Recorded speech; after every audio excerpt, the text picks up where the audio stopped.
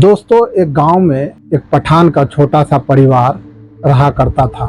वो अपने भेड़ बकरी चरा करके जैसे तैसे गुजर बसर करता था, लेकिन उसका मुख्य पेशा खेती था और खेती बाड़ी से उसका जो है साल भर का अनाज होता था, जिससे वो अपना पालन पोषण अपने परिवार का करता था। लेकिन एक बार आपको मालूम है कि खेती करने के लिए बीज और खाद की जरूरत पड़ती है और उसके अलावा बारिश भी होना जरूरी है। कभी कभी किसान के लिए ज्यादा बारिश भी फसलों के लिए बहुत बर्बादी ले आता है और कभी कभी कम बारिश भी फसल को नुकसान कर देता है, और इसी का शिकार वो पठान परिवार हो जाता है। और उसका लगातार 2-3 साल तक खराब बारिश होने के कारण उसके पास कोई फसल कोई अनाज नहीं होता है, जिसके वजह से दिन प्रतिदिन उसका हालत खराब होते चला जाता है। एक बार तो ऐसा हो जाता है कि उसके पास बिल्कुल भी खेती करने के लिए कोई भी आमदनी नहीं बचता है, न खाद का पैसा रहता है न बीज का पैसा रहता है, तो वो खेती नहीं कर पाता है। और उसी साल जो है अच्छा खासा बारिश होता है और उसके पास अनाज बिल्कुल भी नहीं बचता है। अब वो क्या करेगा? अपने परिवार का गुजर बसर करने के लिए, पेट भरने के लिए कुछ तो करना पड़ेगा। तो वो गांव के एक जिम्मेदार से कुछ कर्जा लाता है और फिर वो उस कर्जे से कुछ खेती में लगाता है और कुछ साल भर का कुछ दिनों का अनाज अपने घर में इकट्ठा कर लेता है और इस तरह से जो है फिर से खेती करता है। और उस साल भी उसका खेती बर्बाद हो जाता है। अब वो क्या करेगा? कर्जे में डूब गया पठान परिवार। अपने परिवार के साथ बैठ करके मशवरा करता है कि अब हम लोगों को आगे के लिए कुछ करना पड़ेगा, नहीं तो आगे मुसीबत और आ जाएगी। फिर वो अपने घर परिवार को उसी गांव में छोड़ करके और परदेश को निकल जाता है पैसा कमाने के लिए, कि मैं जा रहा हूँ बाहर, पैसा कमा के आऊँगा तो कर्ज वालों का कर्जा भी दे देंगे और उसके बाद जो बचा कुचा पैसा रहेगा उससे हम लोग फिर से खेती बाड़ी शुरू करेंगे और हमारा दिन वापस पलट आएगा।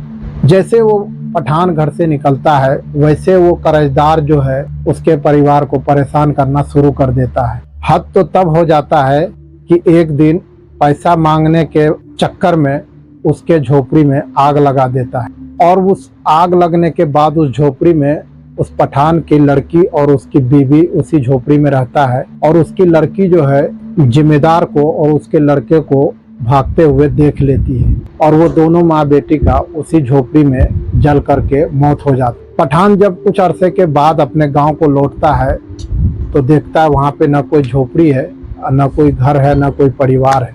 उसका झोपड़ी जला हुआ, बस वहाँ पे कुछ राख बचा हुआ था और कुछ पिलर बचा हुआ था लकड़ी का। अब वो हैरान हो जाता है। उसके बाद पता लगाने की कोशिश करता है, उसके परिवार का कहीं आता पता नहीं मिलता है।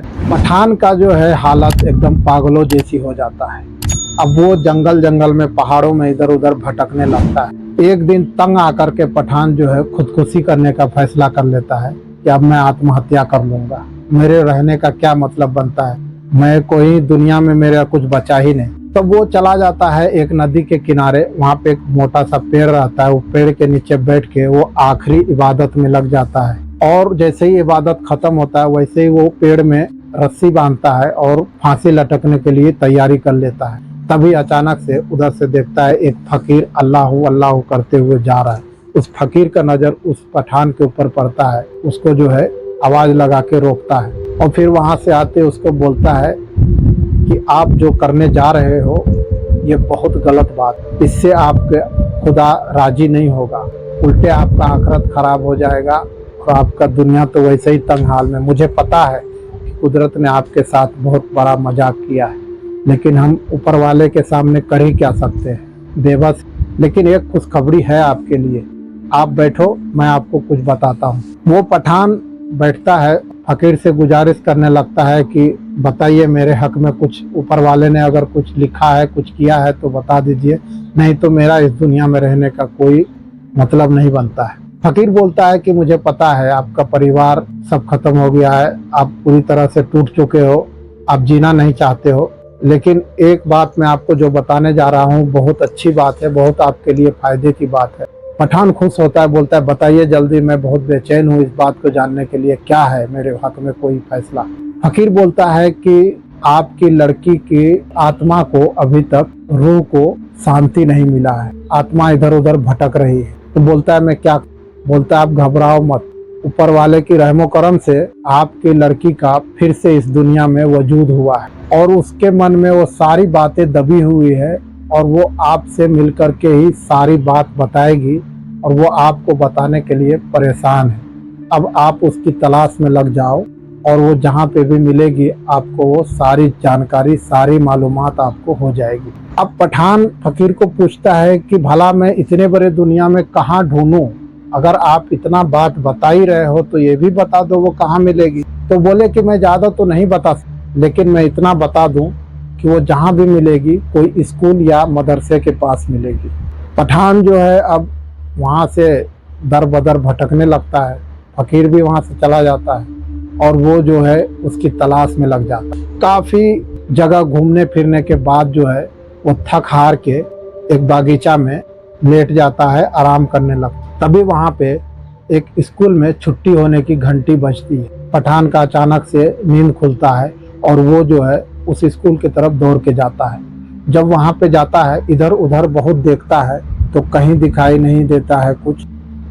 तभी वहाँ पे एक स्कूल में छुट्टी होने की घंटी बजती है। पठान का अचानक से नींद खुलता है और वो जो है उस स्कूल की तरफ दौड़ के जाता है।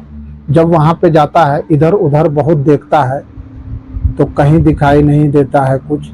और ऐसे करते करते पठान को भटकते भटकते 11 साल हो चुका रहता है।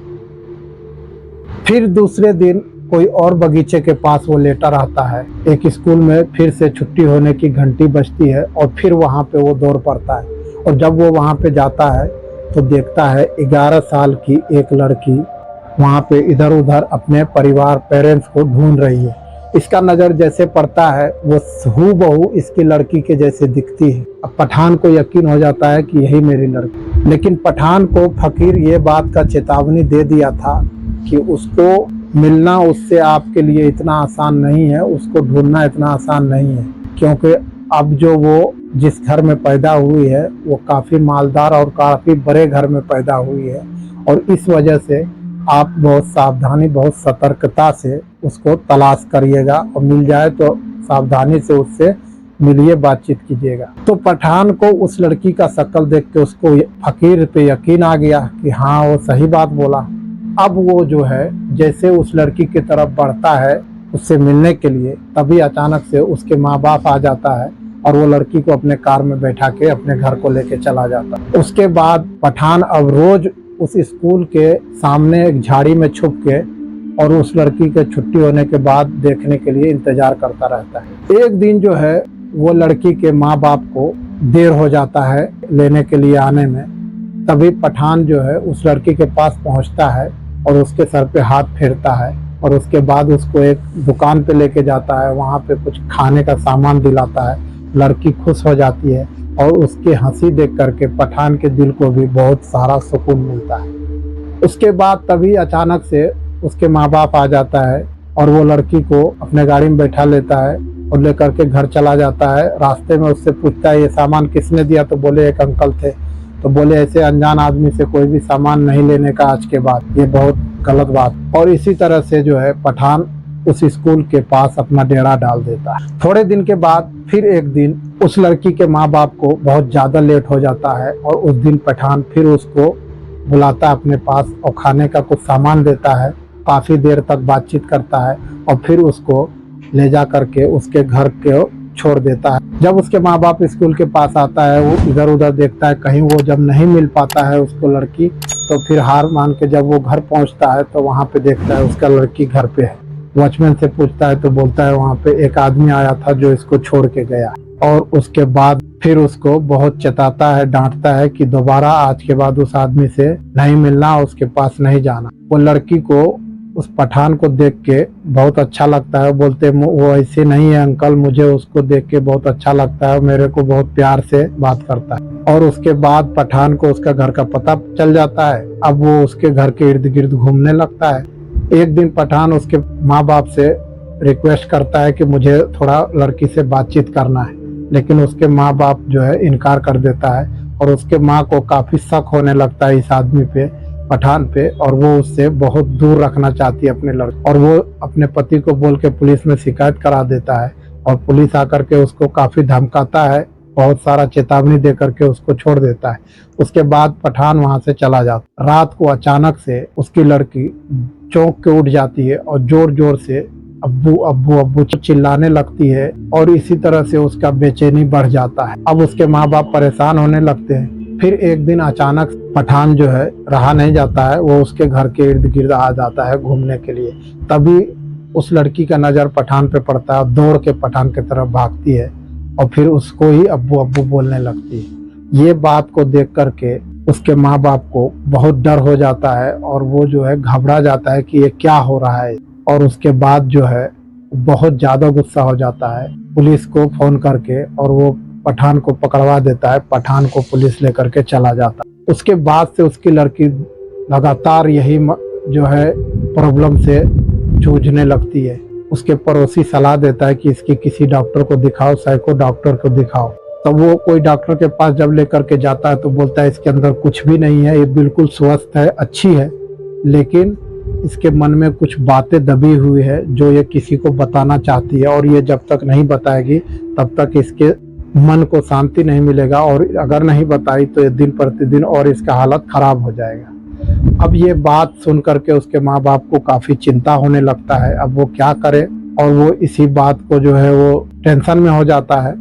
तभी उस औरत को एहसास होता है कि एक बार वो पठान से इसको मिलाया जाए, क्योंकि ये पठान को देख करके खुश हो जाती है और उसको देख करके ये अच्छी हो जाती है। फिर वो जेल जाता है और जेल में से पठान को निकलवा के लाती है, और जैसे लाते हैं तभी जो है पठान का गले लग के रोने लगती है, वो अब्बू अब्बू करने लगती है। पठान बोलता है कि एक बार इसको मेरे साथ मेरे गांव लेकर के चलो और तो उसके बाद ये ठीक हो जाएगी। उसके माँ बाप तो पहले राजी नहीं होती है, लेकिन लड़की के हालत को देखते हुए बोलती है ठीक है चलो। फिर पठान उसको लेकर के अपने गांव आता है। वहां जब आता है, जैसे वो गाड़ी से उतरती है, वो दौड़ते हुए पठान के जले हुए झोपड़ी की तरफ भाग, और वहां पे जा करके पठान को गले लग के जोर जोर से रोने लगती है। देखो अब्बू, ये सब जल गया, हमारे घर में आग लगा दिए थे, हमारा जो है वही जो आपको कर्जा दिया था वही जिम्मेदार और उसका लड़का दोनों मिलकर के हमारे झोपड़ी में आग लगा दिए।